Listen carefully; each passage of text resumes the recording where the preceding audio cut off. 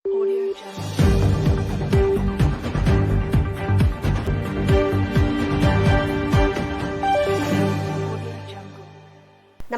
Indian people ടിവിയിലേക്ക് സ്വാഗതം. പ്രധാന വാർത്തകൾ. സി കൃഷ്ണകുമാർ പാലക്കാട് പാർലമെന്റ് മണ്ഡലം NDA സ്ഥാനാർത്ഥി. പ്രവർത്തകരോടൊപ്പം പ്രചരണങ്ങൾക്ക് തുടക്കം കുറിച്ചു. കനത്ത ചൂടിൽ ചിക്കൻ ബോക്സ് വ്യാപകമാകുമെന്ന് ആരോഗ്യ വിഭാഗം.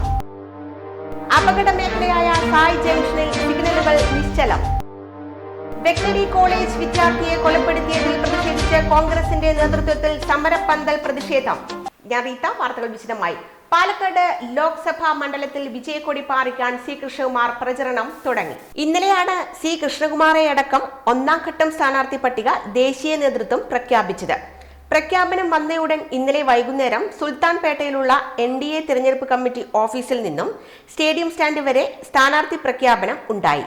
ജില്ലാ president KM Haridas, general secretary P Venugopal, നഗരസഭാ ചെയർപേഴ്സൺ പ്രമീള ശശിധരൻ, നേതാക്കളായ P Sabu, P Smithesh, K Babu, Ravi Adiyath, S Suresh, P Sathyabhama, M Sunil, Mini Krishnakumar എന്നിവരും പങ്കെടുത്തു. ഇന്ന് രാവിലെ 6 മണിക്ക് കോട്ട മൈതാനത്ത് പ്രഭാത സവാരിക്കിടെ നടക്കാൻ എത്തിയവരോട് വോട്ട് അഭ്യർത്ഥിച്ചു. നഗരസഭാ vice chairman advocate E Krishnadas, മറ്റ് BJP നേതാക്കൾ എന്നിവരും കൃഷ്ണകുമാറിനോടൊപ്പം ഉണ്ടായിരുന്നു. 2000 മുതൽ പാലക്കാട് നഗരത്തിന്റെ മുഖമായ സി കൃഷ്ണകുമാറിനെ വോട്ടർമാർക്ക് പരിചയപ്പെടുത്തേണ്ട ആവശ്യമില്ല. ഈ കരുത്തുമായാണ് വീണ്ടും പാർലമെന്റിലേക്ക് കൃഷ്ണകുമാർ മത്സര രംഗത്തിറങ്ങുന്നത്. നഗരസഭയിലെ നിരവധി വികസന പ്രവർത്തനങ്ങൾക്ക് തുടക്കം കുറിച്ച വ്യക്തിയാണ് കൃഷ്ണകുമാർ. കഴിഞ്ഞ നിയമസഭാ തെരഞ്ഞെടുപ്പിൽ മലമ്പുഴ മണ്ഡലത്തിൽ കോൺഗ്രസിനെ 3ാം സ്ഥാനത്തേക്ക് തള്ളി 2ാം സ്ഥാനത്തെത്തുകയും ചെയ്ത കൃഷ്ണകുമാർ കഴിഞ്ഞ ലോക്സഭാ തെരഞ്ഞെടുപ്പിലും മികച്ച പ്രകടനമാണ് മണ്ഡലത്തിൽ കാഴ്ചവെച്ചത്. 2 പതിറ്റാണ്ടുകാലം പാലക്കാട് നഗരസഭാ കൗൺസിലറും 5 വർഷം വൈസ് ചെയർമാനുമായി. 2019 പാർലമെന്റ് തെരഞ്ഞെടുപ്പിലും കൃഷ്ണകുമാർ ആയിരുന്നു NDA സ്ഥാനാർത്ഥി. 2,18,000 വോട്ടാണ് അന്ന് നേടിയത്. തുടർന്ന് ഇങ്ങോട്ട് മണ്ഡലത്തിലുടനീളം കഴിഞ്ഞ 5 വർഷമായി നിരന്തരം പ്രവർത്തിച്ചു വരുന്ന കൃഷ്ണകുമാറിന് ജനങ്ങൾക്കിടയിൽ മികച്ച അംഗീകാരമാണ് നേടിയെടുക്കാൻ കഴിഞ്ഞിട്ടുള്ളത്.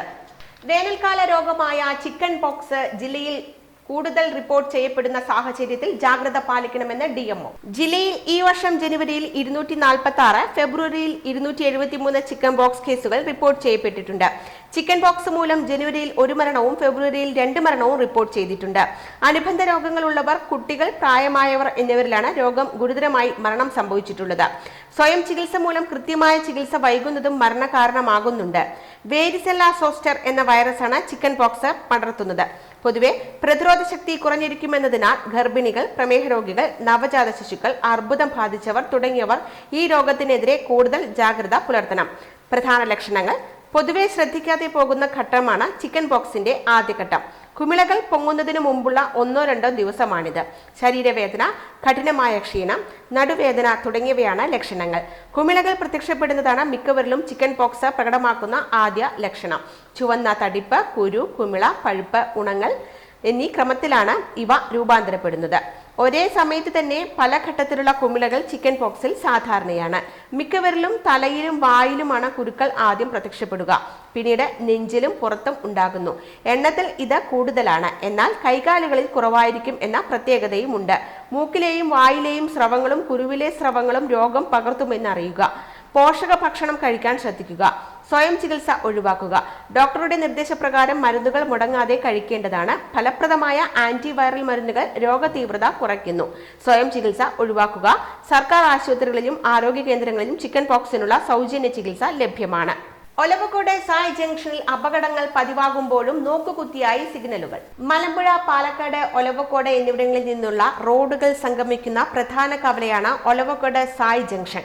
വർഷങ്ങൾക്ക് മുമ്പ് ഇവിടെ മികച്ച രീതിയിൽ സിഗ്നൽ സംവിധാനം ഉണ്ടായിരുന്നെങ്കിലും ഇപ്പോൾ അവ പ്രവർത്തനരഹിതമാണ്. രാപ്പകലേന്യ മഞ്ഞയും ചുവപ്പും ലൈറ്റുകൾ കത്തുന്നതല്ലാതെ യാതൊരു പ്രയോജനവുമില്ല. ഒലവക്കോട് ഭാഗത്തേക്കുള്ള റോഡിൽ നേരിയ വളവുള്ളതും അമിത വേഗതയും അപകടങ്ങൾക്ക് കാരണമാകുന്നു. മലമ്പുഴ റോഡിൽ നിന്നും വരുന്ന സ്വകാര്യ വാഹനങ്ങൾ ഒലവക്കോട് ശേഖരീപുരം റോഡിലേക്ക് അശ്രദ്ധമായി കയറുന്നതും അപകടത്തിന്റെ തോത് കൂട്ടുന്നു. ജംഗ്ഷനിൽ പാലക്കാട് ഭാഗത്തേക്കുള്ള ബസ്സുകൾ നിർത്തുന്നിടത്തെ പഴയ കാത്തിരിപ്പ് കേന്ദ്രം പൊളിച്ചുമാറ്റി പുതിയത് തൊട്ടപ്പുറത്ത് പണിതെങ്കിലും ബസ്സുകൾ ജംഗ്ഷനിൽ തന്നെ നിർത്തുന്നതിനാൽ കാത്തിരിപ്പ് കേന്ദ്രം ഉപയോഗശൂന്യമാണ്. കൽമണ്ഡപം ഭാഗത്തു നിന്നുള്ള ചരക്കു വാഹനങ്ങളും സ്വകാര്യ വാഹനങ്ങളും കോഴിക്കോട് ചെർപ്പുളശ്ശേരി ഭാഗത്തേക്ക് പോകുന്ന പ്രധാന പാത കൂടിയാണിത്. ഒലവക്കോട് മലമ്പുഴ ഭാഗത്തേക്കുള്ള ബസ്സുകൾ നിർത്തുന്നിടത്ത് കാത്തിരിപ്പ് കേന്ദ്രമില്ലാത്തതിനാൽ യാത്രക്കാർക്ക് വെയിലും മഴയും കൊള്ളേണ്ട സ്ഥിതിയാണ്. ജംഗ്ഷനിൽ സ്വകാര്യ ആശുപത്രി കൂടിയുള്ളതിനാൽ രാപ്പകലേന്യ നൂറുകണക്കിന് പേർ വന്നു പോകുന്ന കവലയാണിത്. ഒലവക്കോട് ഭാഗത്തു നിന്നും വരുന്ന സ്വകാര്യ ബസ്സുകളുടെ അമിത വേഗതയും അപകടങ്ങൾക്ക് കാരണമാകുന്നു. സീസൺ ആയാൽ മലമ്പുഴ ഭാഗത്തേക്കുള്ള സ്വകാര്യ വാഹനങ്ങൾ കൂടിയാകുമ്പോൾ ജംഗ്ഷനിൽ തിരക്ക് വർദ്ധിക്കും. മലമ്പുഴയിൽ നിന്നുള്ള സ്വകാര്യ ബസ്സുകൾ സായ് ജംഗ്ഷനിൽ നിന്നും തിരിഞ്ഞ് ഒലവക്കോട് ജംഗ്ഷനിൽ എത്തി വേണം പാലക്കാട് പോകാൻ.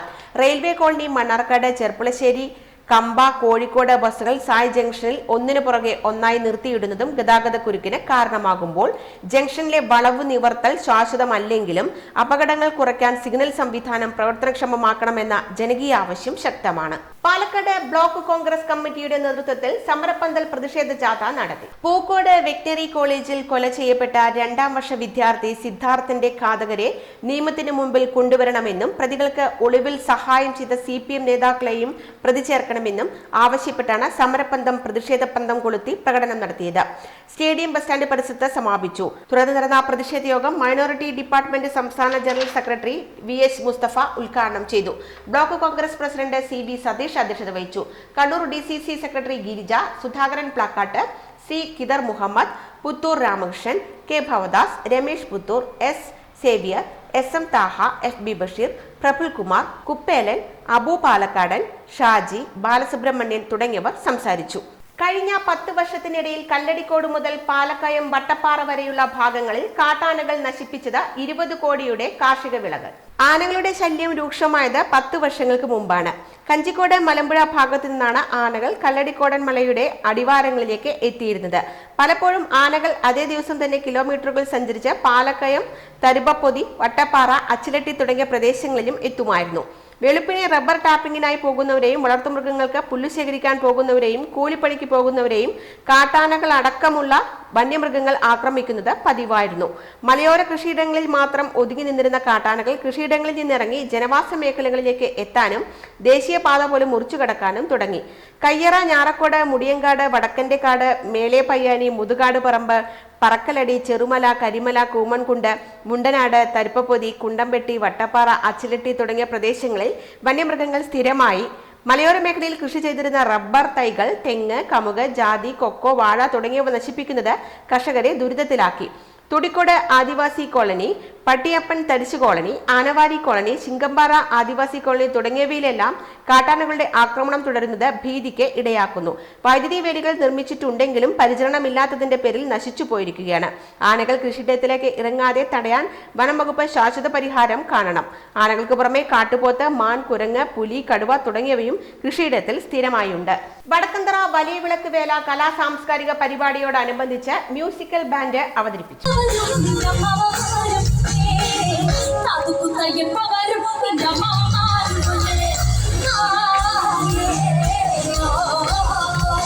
വടക്കന്തറ തിരുപുരാക്കൽ ഭഗവതി ക്ഷേത്രം വലിയ വിളക്ക് വേല മാർച്ച് 8-നാണ് നടക്കുക. വേലയോടനുബന്ധിച്ച് ശനിയാഴ്ച വൈകുന്നേരം ക്ഷേത്ര മൈതാനം ഓഡിറ്റോറിയത്തിൽ തേക്കിൻകാട് ബാൻഡ് ആൻഡ് ആട്ടം കലാസമിതി അവതരിപ്പിച്ച മ്യൂസിക്കൽ ബാൻഡ് ആസ്വദിക്കാൻ വടക്കന്തറയിൽ എത്തിയത് ആയിരക്കണക്കിന് ആസ്വാദകരാണ്. മ്യൂസിക്കൽ ബാൻഡിന് പുറമെ യോഗ, ഡാൻസ്, നൃത്തങ്ങളും നടന്നു. ഇന്ന് വൈകുന്നേരം മഹാകാലേശ്വരന്റെ കഥയെ അടിസ്ഥാനമാക്കി ബാലെ അരങ്ങേറും. ഇടവേള.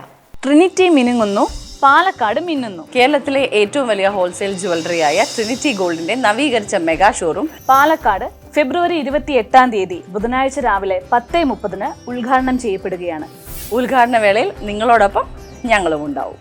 ഉദ്ഘാടനത്തിനോടനുബന്ധിച്ച് നിരവധി സമ്മാനങ്ങളും ഓഫറുകളും നിങ്ങളെ കാത്തിരിക്കുന്നു. 1% മാത്രം മുടക്കി അഡ്വാൻസ് ബുക്കിംഗ്. ഡയമണ്ട് ആഭരണങ്ങൾക്ക് ഫാക്ടറി വിലയ്ക്ക് പുറമെ 50% ഡിസ്കൗണ്ട്. എല്ലാ പർച്ചേസിലും ഉറപ്പായ സമ്മാനങ്ങൾ. Trinity gold, manufacturers and wholesalers, near stadium bus stand, Coimbatore road, Palakkad. അപ്പോൾ ഫെബ്രുവരി 28 പാലക്കാട് ട്രിനിറ്റിയിൽ കാണാം. ഏവർക്കും സ്വാഗതം. അപ്പോ ഇത്രയും മനസ്സിലാക്കിയ സ്ഥിതിക്ക് ഇനി നിങ്ങൾ പറയൂ, ചർമ്മ സംരക്ഷണത്തിനും സൗന്ദര്യത്തിനും ഒരു മാസം എത്ര രൂപ വരെ ചെലവാക്കാം? 45, 60, 120, 25.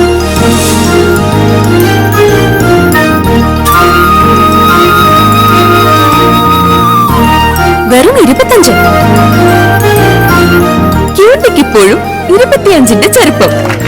ഇത്തിരി ക്യൂട്ടി, ഒത്തിരി ബ്യൂട്ടി. നിരോധിത പുകയില ഉൽപ്പന്നങ്ങളുമായി 2 യുവാക്കൾ പിടി.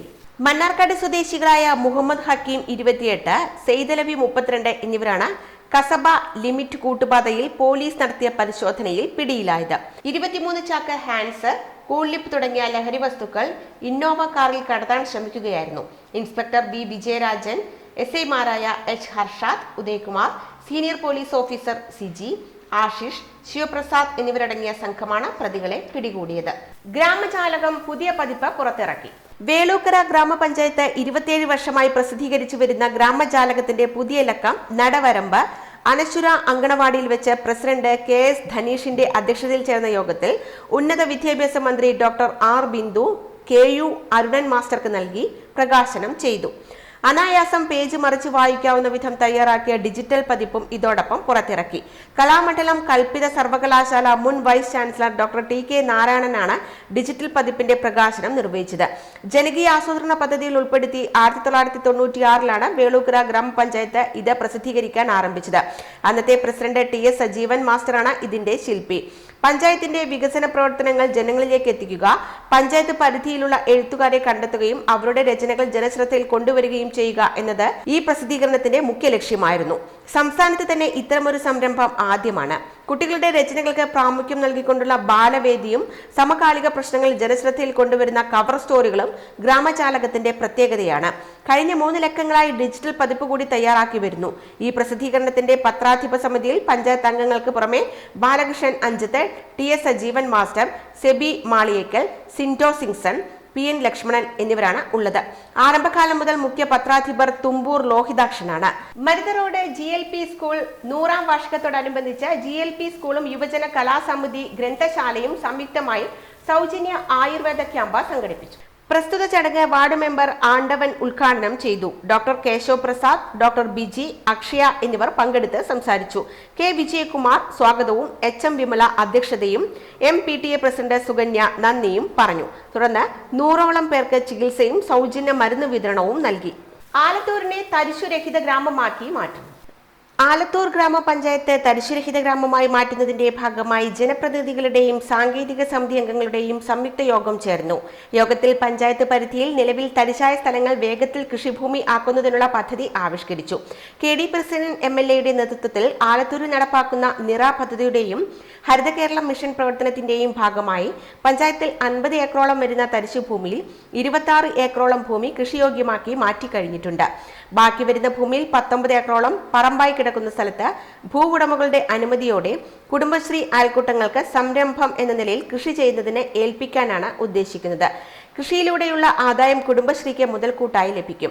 ശേഷിക്കുന്ന മറ്റ് സ്ഥലത്ത് വനവൽക്കരണം നടത്തുന്നതിനോ സ്വന്തമായി കൃഷി ചെയ്യുന്നതിനോ ഉടമസ്ഥർക്ക് നിർദ്ദേശം നൽകും. അടുത്ത ഘട്ടത്തിൽ ഗ്രാമപഞ്ചായത്തിന് കീഴിലെ ഭൂവുടമകളെ ഉൾപ്പെടുത്തി യോഗം ചേരാനും തീരുമാനിച്ചു. ഗ്രാമപഞ്ചായത്ത് ഹാളിൽ ചേർന്ന യോഗത്തിൽ പഞ്ചായത്ത് പ്രസിഡന്റ് ഷൈനി അധ്യക്ഷയായി. നവകേരളം കർമ്മ പദ്ധതി resource person Beera Sahib, assistant കൃഷി director Reshmi, minor irrigation AE Pramod എന്നിവർ സംസാരിച്ചു. ജനപ്രതിനിധികൾ ആലത്തൂർ കൃഷി officer Shruthi, MGNR EGS assistant engineer, overseer, CDS chairperson, forest range officer, കർഷക പ്രതിനിധികൾ തുടങ്ങിയവർ പങ്കെടുത്തു. ഇടവേള.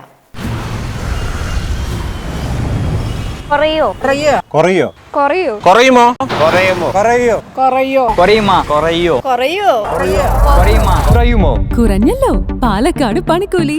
കേരളത്തിലെ ഏറ്റവും വലിയ ഹോൾസെയിൽ ജ്വല്ലറിയായ ട്രിനിറ്റി ഗോൾഡിന്റെ പാലക്കാട് ഷോറൂമിൽ നിന്ന് 100% 916 HUID സ്വർണ്ണാഭരണങ്ങൾ ഇനി നിങ്ങൾക്കും തൃശൂരിലെ അതേ ഫാക്ടറി വിലയിൽ സ്വന്തമാക്കാം. Trinity Gold, near Stadium Bus Stand, Palakkad. ഇതാണ് പണിക്കൂലി കുറഞ്ഞ പാലക്കാട്. ഹാപ്പി ബർത്ത്ഡേ അമ്മ. താങ്ക് യു മോളെ. ടെൻറ്റഡാങ്. സ്വർണ്ണായിരിക്കും. അതെ, പരസ്യത്തിൽ കാണുന്ന സ്വർണ്ണാണെങ്കിൽ ഇതിട്ടിട്ട് ഒരു ഫംഗ്ഷന് പോയി കഴിഞ്ഞാ ഒരുപാട് ആൾക്കാർ ഇതേ ഡിസൈൻ ഇട്ടിട്ട് വരും. അമ്മ ഇതൊന്ന് തുറന്നു നോക്ക്. നമ്മുടെ മനസ്സിനിണങ്ങിയ ആഭരണ സങ്കല്പങ്ങൾ അതേപടി ആധുനിക സാങ്കേതികതയോടുകൂടി വിശ്വാസപൂർണമായി ഗുണമേന്മയോടും കൂടി നിർമ്മിച്ചു തരാൻ ആളുകളുണ്ട്. പൂക്കൾ ഇഷ്ടമുള്ള അമ്മയ്ക്ക് ഇഷ്ടപ്പെടുന്ന ഡിസൈൻ. സ്വീറ്റ് അമ്മ. വ്യത്യസ്തമാണ് മറ്റുള്ളവരിൽ നിന്നും. Premdeep jewels, gold and diamonds. തെരഞ്ഞെടുപ്പിൽ 80 വയസ്സിന് മുകളിൽ പ്രായമുള്ളവർക്ക് നൽകിയിരുന്ന തപാൽ വോട്ട് സൗകര്യം 85 വയസ്സിന് മുകളിലുള്ളവർക്കായി ഭേദഗതി വരുത്തി. തിരഞ്ഞെടുപ്പിൽ 80 വയസ്സിന് മുകളിൽ പ്രായമുള്ളവർക്ക് നൽകിയിരുന്ന തപാൽ വോട്ട് സൗകര്യം 85 വയസ്സിന് മുകളിലുള്ളവർക്കായി ഭേദഗതി വരുത്തി. വോട്ടർ പട്ടികയിൽ പേരുള്ള 85 വയസ്സിന് മുകളിൽ പ്രായമുള്ളവർക്ക് ഈ സൗകര്യം ഉപയോഗിക്കാമെന്ന് chief electoral officer Sanjay Kaul പറഞ്ഞു. പ്രായാധിക്യം കൊണ്ടുള്ള ബുദ്ധിമുട്ടുള്ളവർക്ക് പോളിംഗ് കേന്ദ്രത്തിൽ പോകാതെ തന്നെ വോട്ട് ചെയ്യുന്നതിനുള്ള അവസരമാണ് ഇതിലൂടെ ഒരുക്കുന്നത്. ദേശീയ ഇലക്ഷൻ കമ്മീഷന്റെ അഭിപ്രായം തേടിയ ശേഷം കേന്ദ്ര നിയമ മന്ത്രാലയമാണ് ഇത് സംബന്ധിച്ച ഉത്തരവ് പുറത്തിറക്കിയത്. ഇത്തരത്തിൽ വോട്ട് ചെയ്യേണ്ടവർ ബന്ധപ്പെട്ട നിയോജക മണ്ഡലത്തിലെ വരണാധികാരിക്ക് നിശ്ചിത ഫോമിൽ ഫോം 12D തിരഞ്ഞെടുപ്പ് വിജ്ഞാപനം വന്ന് 5 ദിവസത്തിനകം അപേക്ഷ നൽകണം. ബൂത്ത് ലെവൽ ഓഫീസർമാരിൽ നിന്ന് അപേക്ഷാ ഫോം വാങ്ങി പൂരിപ്പിച്ച് നൽകാം. അപേക്ഷകൾ പരിശോധിച്ച് വോട്ട് ചെയ്യുന്നവരുടെ പട്ടിക വരണാധികാരി തയ്യാറാക്കും. പോളിംഗ് ഉദ്യോഗസ്ഥർ ഇവരെ സന്ദർശിച്ച് പോസ്റ്റൽ ബാലറ്റ് നൽകും. വോട്ട് രേഖപ്പെടുത്തി നൽകുന്ന ബാലറ്റ് കൈപ്പറ്റി അധികൃതർക്ക് നൽകും. നദികളിൽ നിന്ന് മണൽ വാരാനുള്ള തീരുമാനത്തിൽ ആശങ്കയുമായി പരിസ്ഥിതി പ്രവർത്തകർ. സംസ്ഥാനത്തെ നദികളിൽ നിന്ന് മണൽ വാരാനുള്ള തീരുമാനത്തിൽ ആശങ്കയുമായി പരിസ്ഥിതി പ്രവർത്തകർ. 10 വർഷമായി പാരിസ്ഥിതിക പ്രശ്നങ്ങളെ തുടർന്ന് നിർത്തിവെച്ചിരുന്ന മണൽ വാരൽ മാർച്ചിൽ പുനരാരംഭിക്കും. വരുമാനം ലക്ഷ്യമിട്ട് എല്ലാ നദികളിൽ നിന്നും ഈ വർഷം മണൽ വാരൽ തുടങ്ങാനാണ് നീക്കം. കല്ലായിപ്പുഴ ഒഴികെയുള്ള 43 നദികളിൽ നിന്നും 3,06,54,064 ചതുരശ്ര മീറ്റർ മണൽ വാരുന്നതിന് ഉത്തരവായിട്ടുണ്ട്. വിദഗ്ധ സംഘം നടത്തിയ പഠനത്തിന്റെ അടിസ്ഥാനത്തിൽ ആവശ്യത്തിന് മണൽ കണ്ടെത്തിയ സ്ഥലങ്ങളിലാണ് മണൽ വാരലിന് അനുമതി നൽകിയതെന്ന് സർക്കാർ വ്യക്തമാക്കിയിരുന്നു. Thiruvananthapuram national institute for inter disciplinary science and technology അംഗീകരിച്ച ജില്ലാതല ഏജൻസികളാണ് പഠനം നടത്തിയത്. കേരളത്തിലെ നദികളിൽ അധിക മണലോ 2018 പ്രളയത്തിൽ അടിഞ്ഞുകൂടിയ മാലിന്യമോ ഉണ്ടെന്ന വാദം വസ്തുതകൾക്ക് നിരക്കുന്നതല്ലെന്ന് പരിസ്ഥിതി സംഘടനകൾ ചൂണ്ടിക്കാണിക്കുന്നു. നദിയെ ഒരു യൂണിറ്റായി കണക്കാക്കി വേണം പഠനം നടത്താൻ. ഉദാഹരണത്തിന് ഭാരതപ്പുഴയുടെ 500 മീറ്റർ ദൈർഘ്യം എടുത്തല്ല പുഴയെ മൊത്തമായി പഠിക്കുകയാണ് വേണ്ടത്. അപ്പോൾ ചില സ്ഥലങ്ങളിൽ ചെളിയും മാലിന്യങ്ങളും മണലും കണ്ടേക്കും, വേറെ സ്ഥലങ്ങളിൽ ഗർത്തങ്ങളും കണ്ടേക്കും. അധികമായി കാണുന്ന മണലും ചെളിയും ഗർത്തങ്ങൾ നികത്താൻ ഉപയോഗപ്പെടുത്തണം. പുഴയുടെ പാരിസ്ഥിതിക സന്തുലനം നിലനിർത്താൻ ഇത് ആവശ്യമാണ്. നദികളിൽ കാലങ്ങളായി രൂപപ്പെടുന്ന മണൽ ഒരു സ്പോഞ്ച് പോലെ പ്രവർത്തിക്കുന്നു. മണലിനടിയുള്ള പൊതുവെ കട്ടി കൂടിയ പ്രതലത്തിന് വേണ്ടത്ര ജലത്തെ ഉൾക്കൊള്ളാനാവില്ല.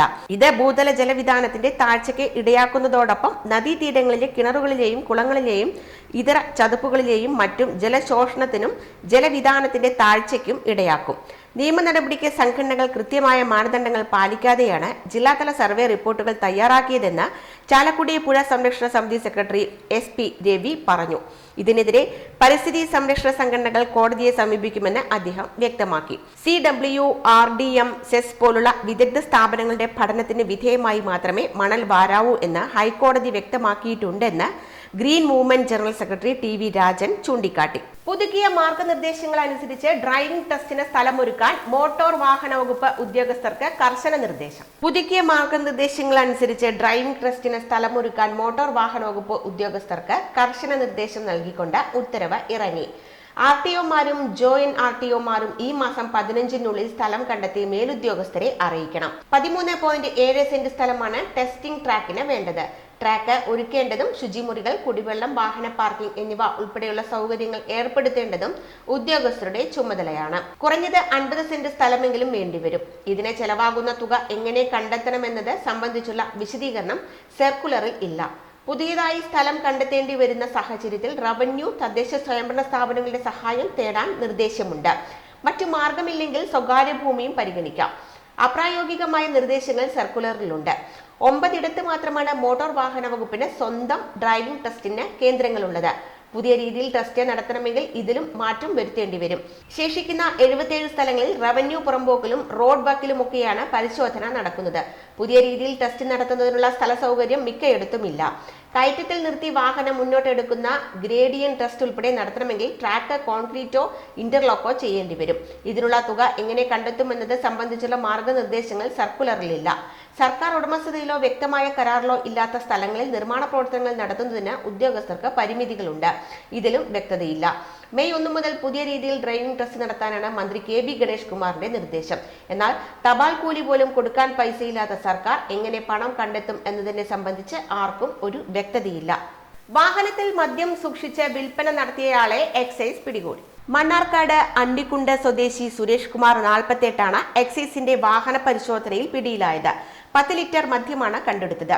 ഇയാൾ സഞ്ചരിച്ചിരുന്ന സ്കൂട്ടറും കസ്റ്റഡിയിലെടുത്തു. വ്യാഴാഴ്ച ഉച്ചകഴിഞ്ഞ് 4 ആശുപത്രിപ്പടി ജംഗ്ഷനിലാണ് സംഭവം. അബ്കാരി ആക്ട് പ്രകാരം പോലീസ് കേസ് രജിസ്റ്റർ ചെയ്തു. മണ്ണാർക്കാട് എക്സൈസ് ഇൻസ്പെക്ടർ VA വിനോജിന്റെ നേതൃത്വത്തിലുള്ള സംഘമാണ് അറസ്റ്റ് ചെയ്തത്.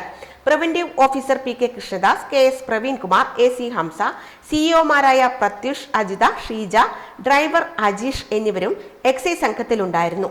ഇടവേള. പാലക്കാട് വരുമ്പോ പുതിയ കമ്മൽ വാങ്ങിച്ചരാന്ന് പറഞ്ഞിട്ട് ഒരു ചമ്മലും ഇല്ല അല്ലേ? എന്തിനാ ഒരു കമ്മലാക്കുന്നേ? ഒരു ആഭരണ ഫാക്ടറിയിലേക്ക് എന്നെ കൊണ്ടുപോയേക്കാം. ഇഷ്ടം പോലെ വാങ്ങിച്ചു. ആഭരണ ഫാക്ടറിയോ? എവിടെ? നമ്മുടെ പാലക്കാട് തന്നെ. വേഗം റെഡി ആയിക്കോ, പോവാം.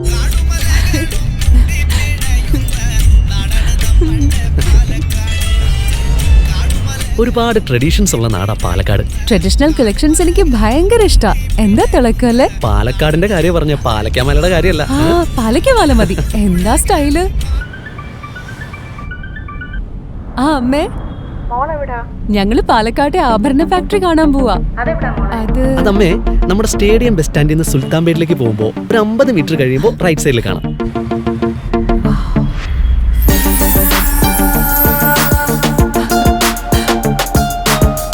എന്താ സ്റ്റൈല്? കൊള്ളാലേ? Antique Chettinad temple light weight. ഏതാ വേണ്ടത്? എല്ലാം.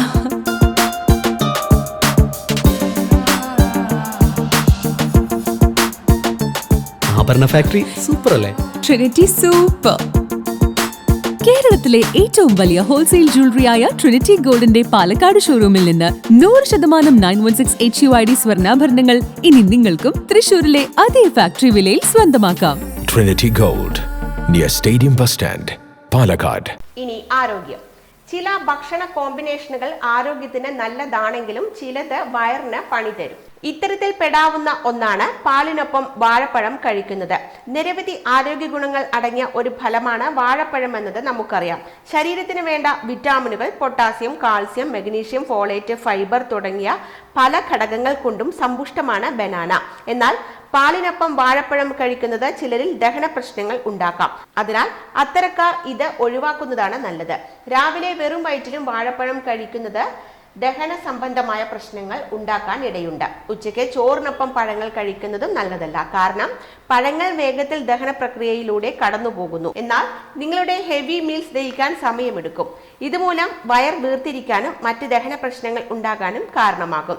തൈരിനൊപ്പം മത്സ്യം കഴിക്കുന്നതും നല്ലൊരു കോമ്പിനേഷൻ അല്ല. മത്സ്യത്തിൽ പ്രോട്ടീൻ ധാരാളമായി അടങ്ങിയിട്ടുണ്ട്. തൈര് പെട്ടെന്ന് ദഹിക്കുന്നവയുമാണ്. അതിനാൽ മത്സ്യം തൈരുമായി ചേരുമ്പോൾ ദഹന വ്യവസ്ഥയെ ബാധിക്കാം. പ്രധാന വാർത്തകൾ ഒരിക്കൽ കൂടി. ശ്രീകൃഷ്ണകുമാർ പാലക്കാട് പാർലമെന്റ് മണ്ഡലം NDA സ്ഥാനാർത്ഥി. പ്രവർത്തകരോടൊപ്പം പ്രചരണങ്ങൾക്ക് തുടക്കം കുറിച്ചു. കനത്ത ചൂടിൽ ചിക്കൻ ബോക്സ് വ്യാപകമാകുമെന്ന് ആരോഗ്യ വിഭാഗം. അപകട മേഖലയായ സായ് ജംഗ്ഷനിൽ സിഗ്നലുകൾ നിശ്ചലം. വെറ്ററിനറി കോളേജ് വിദ്യാർത്ഥിയെ കൊലപ്പെടുത്തിയതിൽ പ്രതിഷേധിച്ച് കോൺഗ്രസിന്റെ നേതൃത്വത്തിൽ സമരപ്പന്തൽ പ്രതിഷേധം. വാർത്തകൾ കഴിഞ്ഞു. നമസ്കാരം.